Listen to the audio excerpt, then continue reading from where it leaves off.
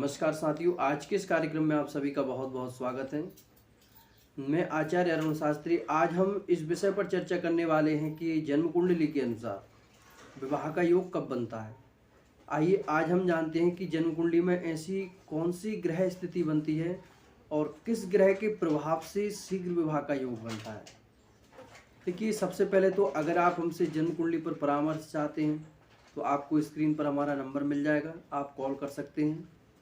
और आइए अब हम जानते हैं कि जन्म कुंडली में ऐसी कौन सी ग्रह स्थिति बनती है जिससे कि व्यक्ति का शीघ्र विवाह का योग बनता है। देखो, जो जन्म कुंडली है, जन्म कुंडली व्यक्ति के जीवन का एक तरह से देखा जाए तो दर्पण कहलाती है। और जन्म कुंडली में कुछ ग्रह विशेष होते हैं जिनसे कि व्यक्ति के विवाह का विशेष योग बनता है। सबसे पहले हम जानेंगे कि भाव, भावेश और कारक।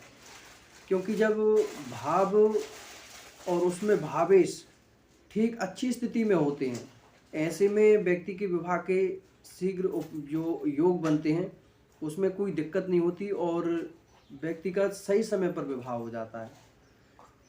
देखिए, सबसे पहले जानना चाहिए हमें कि सप्तम भाव में क्या स्थिति है।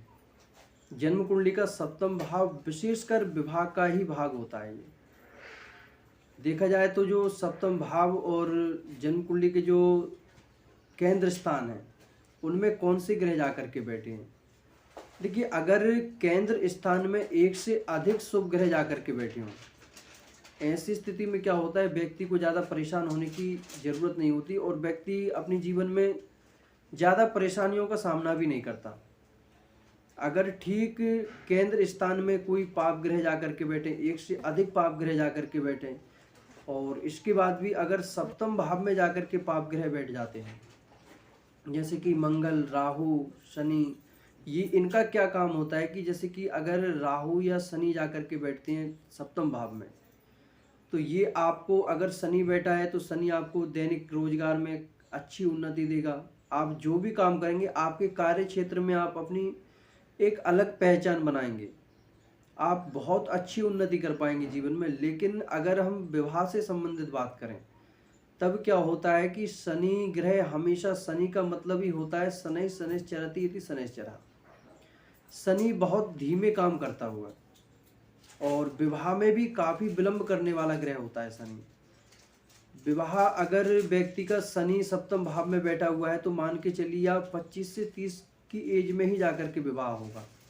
और अगर उस पर भी मंगल की दृष्टि पड़ रही है, ऐसी स्थिति में क्या होता है कि जब मंगल की दृष्टि सप्तम भाव पर पड़ती है और राहु की दृष्टि भी पड़ती है, तो ऐसी स्थिति में क्या होता है, व्यक्ति की वैवाहिक जीवन में विवाह तो हो जाता है लेकिन जो वैवाहिक जीवन होता है उसमें भी काफ़ी उतार चढ़ाव आते हैं।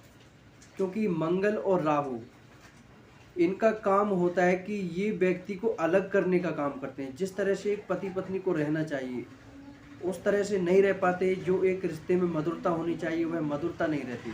क्योंकि जब राहु और मंगल की जब दृष्टि पड़ती है तो ऐसे में व्यक्ति के विचार एक नहीं मिल पाते, ये अलग हो जाते हैं। तो ऐसी स्थिति में व्यक्ति की काफ़ी समस्याओं का सामना करना पड़ता है। और सप्तम भाव में जो ग्रह बैठा है उसी को देख करके हम यह निश्चित कर सकते हैं कि शीघ्र विवाह किस तरह से होगा, किस ग्रह के योग से होगा। आज के कार्यक्रम में इतना ही। जय श्री कृष्ण, राधे राधे।